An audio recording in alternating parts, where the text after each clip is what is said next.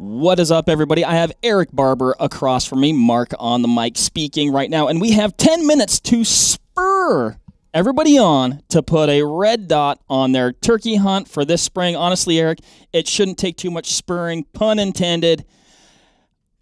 I'm not really seeing a downside. These things are going to make you a more effective turkey hunter. I know I sit in my Vortex chair. Hey, those guys are just trying to sell red dots, and I am, but I really do believe that they are a really, really big asset when it comes to turkey hunting.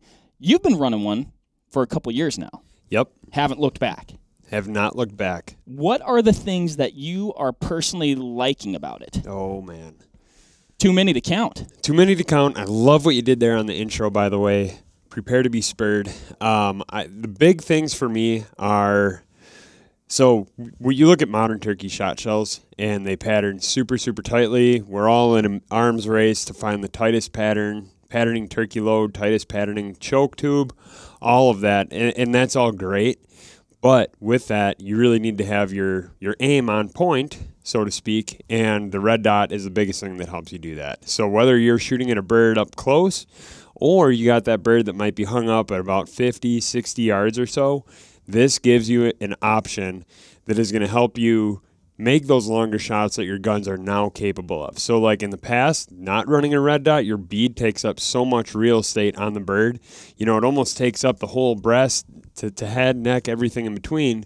With a red dot, on the other hand, gives you a very finite aiming point right on that bird that you can pinpoint, squeeze it off, and stack your freezer with much more turkey breasts.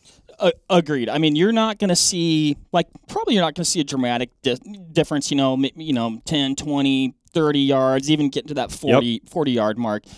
In general, front bead is still going to be extremely effective. And, I guess full disclosure, a lot of birds get shot 40 and in, right? Yeah, absolutely. But like you said, we're always trying to be more effective. Yep. We're always trying to be more lethal. We're always trying to dispatch that turkey as quickly as possible, make the best shot possible we can. Yep. And a red dot is just really going to help you do that. You get that fine aiming point. You're going to get that bigger sight picture, if you will. Like you said, Eric, I'm just reiterating your points, but I think they're super important. You're not going to cover up that bird. I've shot birds at, 50, 55 yards before with a front bead and these modern shot shells that you're talking about. So I know they're fully capable of doing the job. I know pattern my gun is shooting well. But when you're on that bird, you're like, well, I know I'm on him, because I can't see his head, right? Yeah. Where with the red dot, you're going to be, my dot is either right on his head, or maybe you're exactly putting it a little bit, maybe potentially above his head, trying to compensate, possibly for a little bit of drop. I personally haven't shot those shells that far, but I would assume they're like anything else that's affected by gravity in this world, right? And they're going to drop at distance. So I think also when you're patterning your shotgun, you're going to be able to do so, I guess, more effectively and more confidently, because you're going to be able to see exactly what's going on all the time. So, and we led with, appropriately so, the benefits of shooting at distance.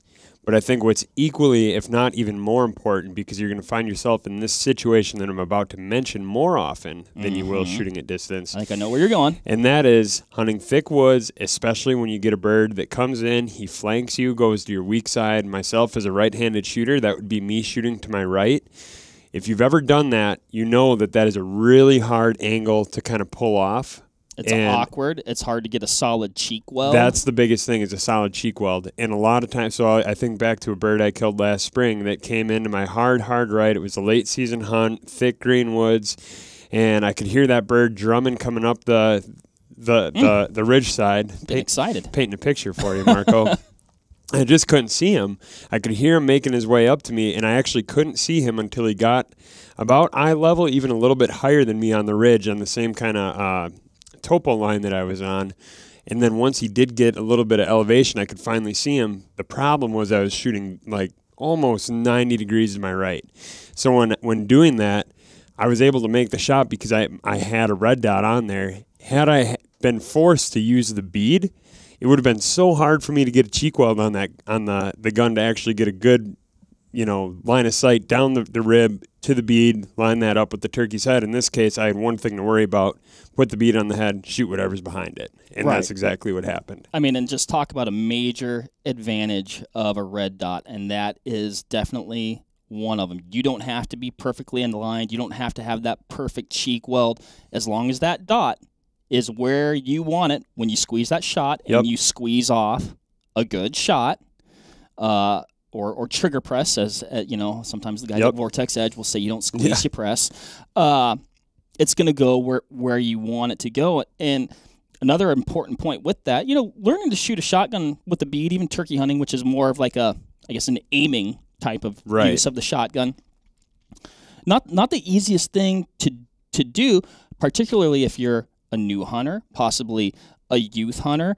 And so for people in that situation, they're going to be more confident, more effective, and have a better overall experience when they hit the turkey woods and they squeeze off that shot. I said squeeze again. And the turkey, tips over, and you got turkey in the bank. A couple other things that I think we should kind of cover on this too is, red dots have come a long ways from where they were, years and years ago.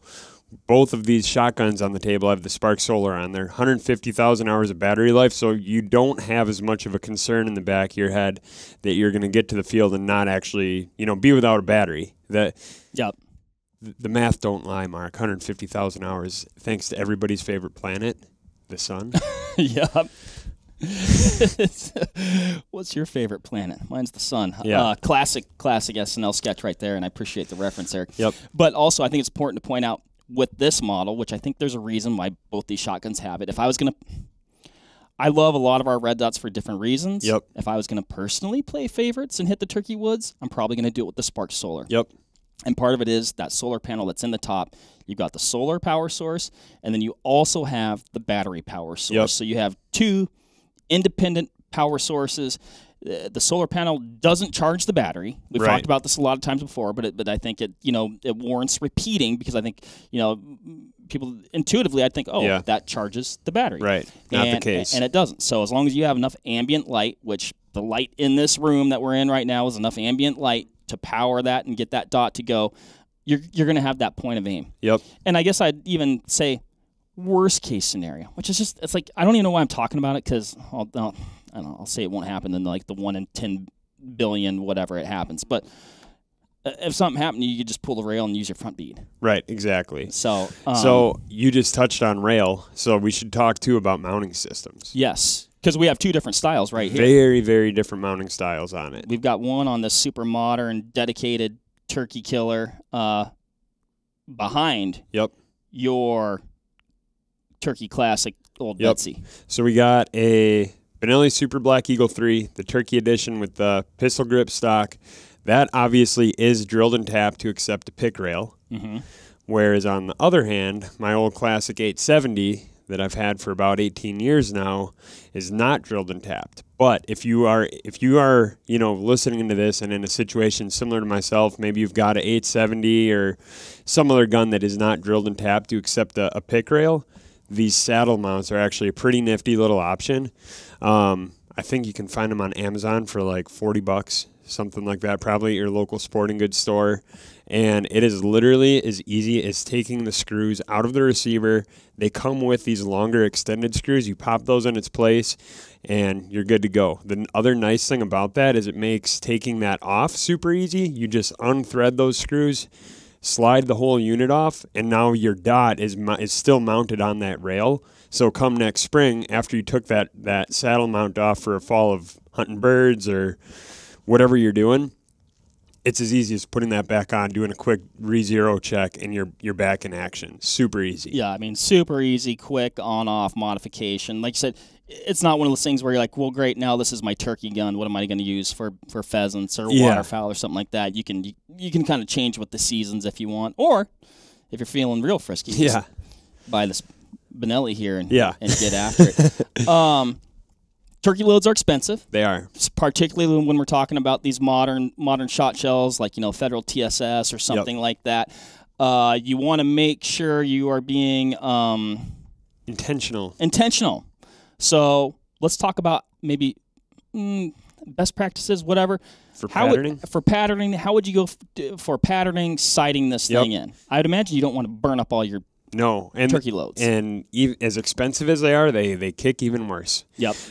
So the recoil factor of a 12-gauge turkey load versus a 12-gauge 7.5 target load is significant. So that's actually what I start with. I'll put in my choke tube, have everything consistent, but I'll start with a number 7.5, number 8, just any old, like what you would take shooting sporting clays or trap or skeet, whatever.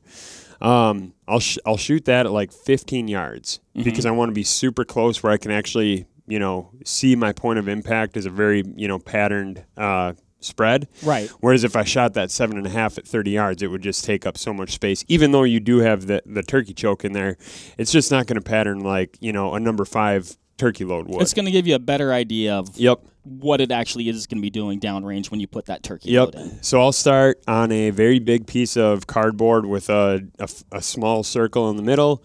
I'll shoot at like 15, 20 yards with that number 7.5. Assuming that goes well, I might make some fine-tune adjustments as needed, but definitely won't do anything too drastic. Then I actually move to like a number 5 pheasant load, which if you're in a pinch, I've come to find out to 40 yards, those things shoot great. I would have no problem shooting a turkey at 40 yards with a pheasant load. I think when turkey hunting was just starting to get to be turkey hunting, I think that's what a lot of guys were using. Absolutely. So from there, then after I have that pheasant load really like zeroed, that's what I will do my adjustments with and really hone in, get a good pattern, good zero on that dot. Then from there is when I actually switch over, and it's usually 1, maybe 2 of my actual turkey loads to do a quick confirmation.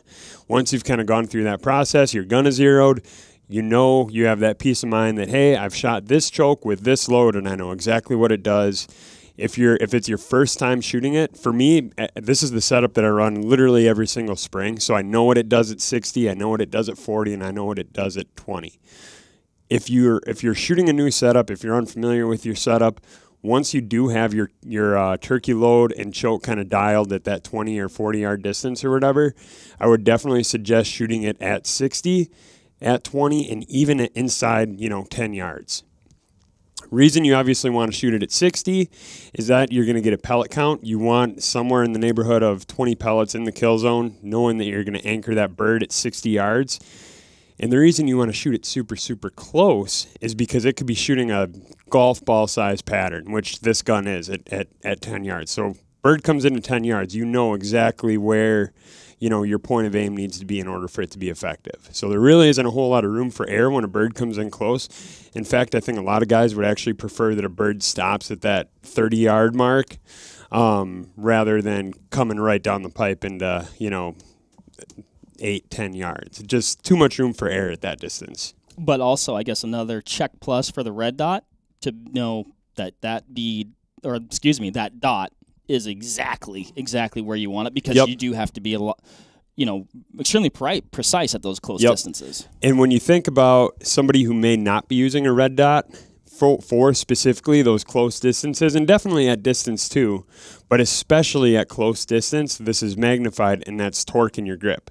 So if you think about the archery world, you have an anchor point and you have a point of aim. Mm-hmm. When your anchor point and your point of aim are both aligned, you're about to execute a good shot.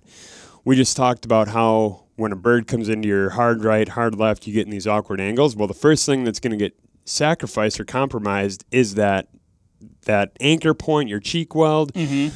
So you might have a bird at 8-10 yards, whatever, right in your face, and you might be looking at him with the bead right on his head. But if your gun is torqued or tilted, or you're maybe slightly looking down the right or the left side of the rib, you might miss that bird by 6 inches left, right. Usually that's where your miss is going to come from, is left, right at those closer distances. And then you're left going, he was 10 yards. How did I miss? Yep. Whereas if you have a red dot, the torque really doesn't matter. Whatever is on the backside of the dot is getting hit. It's in trouble. Yep.